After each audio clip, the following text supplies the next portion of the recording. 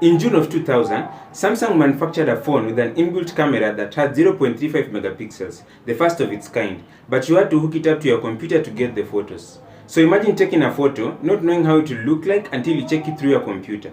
Anyways, a few months later, Sharp released another phone with 0.11 megapixels, but this one, you could send the photos that you took electronically, like via MMS, and this was a huge step in terms of mobile phone technology.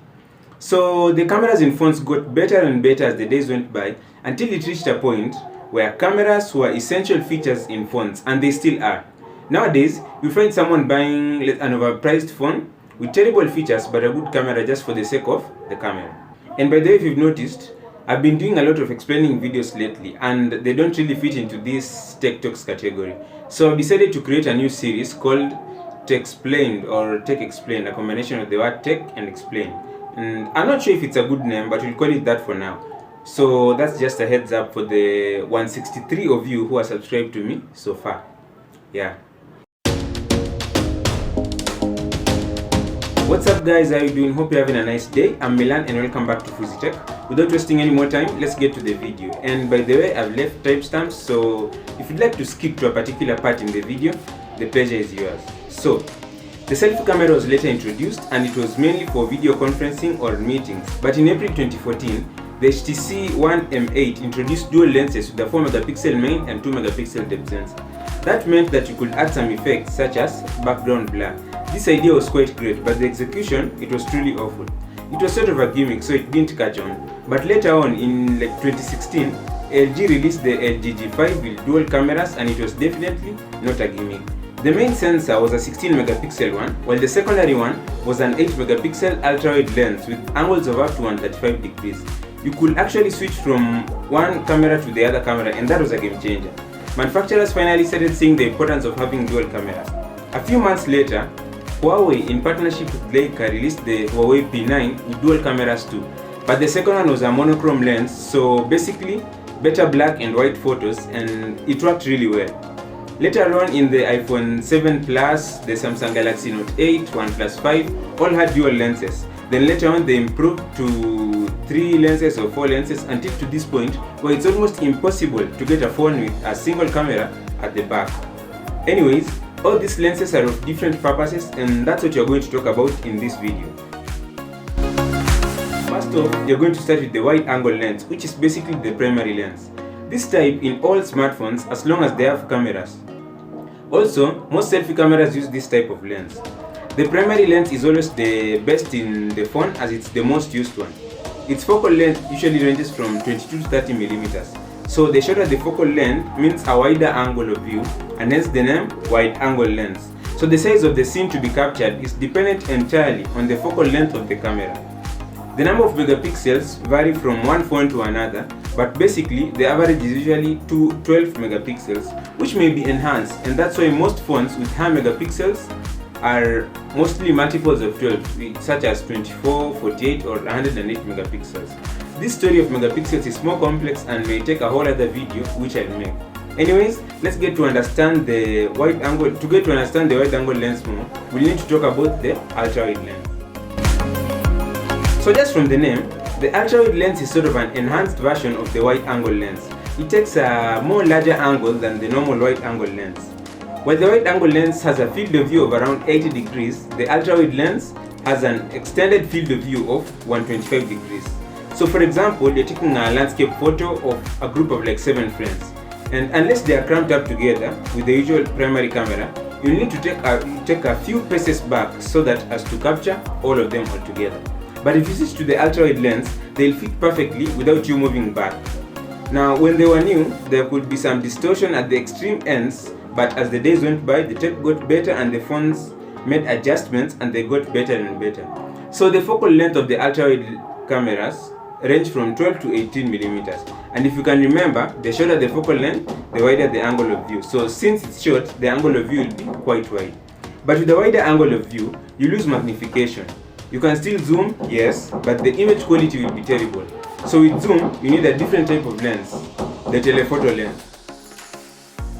So the telephoto lens is a different yet still important type of lens. Its main job is to zoom and focus on a single scene on a single subject, meaning you can get close to the subject when you're taking a photo without moving and without losing any detail. An example of where this is useful is like in the national park. Let's say you've seen a lion, then you want to take a photo but it's far away. Obviously, you won't want to get close to the lion unless you want to get smoked or eaten. So you can use the telephoto lens in your phone to get closer to the lion and take a better picture. The telephoto lens also does it better since instead of using digital zoom like other lenses, it uses optical zoom. Digital zoom uses magnification technology, hence lessens the resolution and image quality. Optical zoom, on the other hand, uses the physical camera lens movement by changing the closeness of the image subject by increasing the focal length. If you remember, the shorter the focal length, the wider the angle of view, and so the longer the focal length, the narrower the angle of view. Hence, the higher magnification. Its focal length ranges from 50 to 80 millimeters, and the angle of view is like 25 to 40 degrees, hence really small.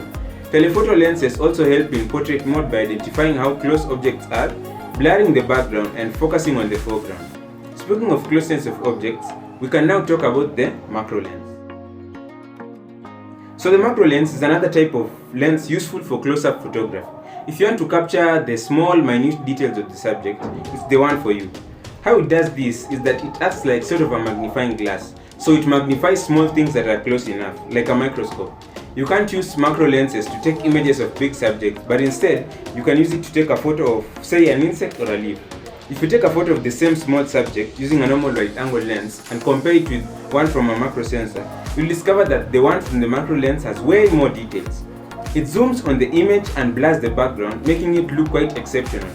With macro photography, the subject matches with the image with a ratio of 1:1, meaning that the size of the picture when measured will be the same size of the subject taken. With smartphones, it's not entirely true, but the magnification will still be there regardless. Some phones lack macro lenses but use the ultrawide to get macro shots. But a macro lens is a little bit better. Next on, we have the monochrome sensor. This type of smartphone lens helps the camera to capture as much light as possible. For a smartphone to give a color photo, a color filter array is placed on top of the sensor. Without it, the camera will only take the black and white photos since a sensor by itself detects only the light intensity of the subject and not the color. Even though the color filter array is useful, it still reflects a lot of light and hence it doesn't take a perfect image. A lot of reflected light is wasted, and so they decided to start using a monochrome sensor instead, the color filter array. So the monochrome sensor captures more light, hence better quality photos.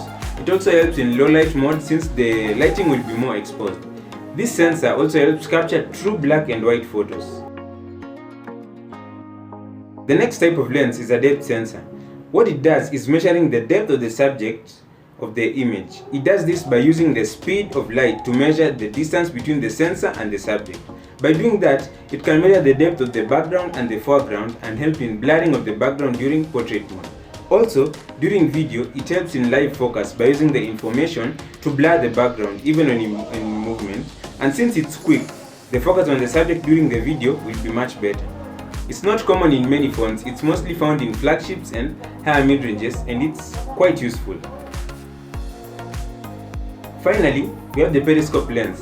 So if you remember, the telephoto lens is used to focus on a subject that is far away, but even with that, it can't zoom past 3 times optical zoom. If it needs to go past that, it will have to bulge at the back just like a normal camera. Now if you remember back in 2013, Samsung released the Galaxy S4 Zoom, and I remember personally being so excited about the phone, but it failed so badly because they didn't support it and make more of them. I think it didn't sell because it was too niche, but I'm not sure about that.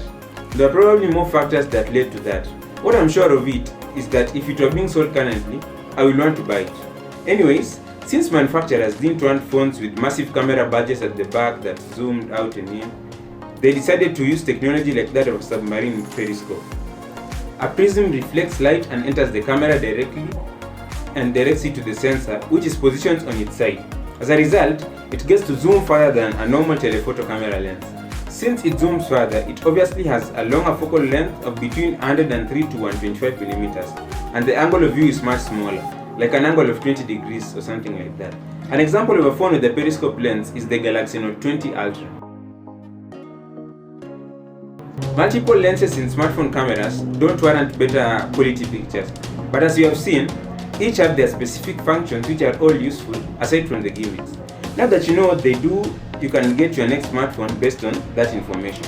Anyways, that's all for today. I'm Milan and this is PhysiTech. Thanks for watching, and if you liked the video, don't forget to leave a sub. I really appreciate it. And thanks again, and I hope you have a cinematic day. Get it? Cameras, videos, cinema. Yeah, cinematic day. Okay, it's a joke. See you next time. Peace.